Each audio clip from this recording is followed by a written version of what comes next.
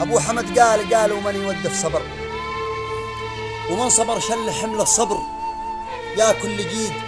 قد كنت سممت نفسي بس ربك ستر، ودالي الله بعد قلب مثل الحديد. قد كنت سممت نفسي بس ربك ستر، ودالي الله بعد قلب مثل الحديد. الصبر نعمة وحكمة والمواقف عبر، وقدرة الله نمشيها على ما يريد. لو كل واحد بيتحدى القضاء والقدر ما كان يوسف دخل سجنه وحمزة شهيد. عشنا وشفنا الفوارق في طباع البشر، والفرق ما بين ماضي والزمان الجديد. حقيقة الأمر ذي كان المغطى ظهر، والظاهر أصبح مغطى والأشعة أكيد. قال عشنا وشفنا الفوارق في طباع البشر، والفرق ما بين الماضي والزمان الجديد. حقيقة الأمر ذي كان المغطى ظهر، والظاهر أصبح مغطى والإشاعة أكيد. والمبعد أصبح بجنبك رغم بعد السفر، واصبح قريبك برغم القرب منك بعيد.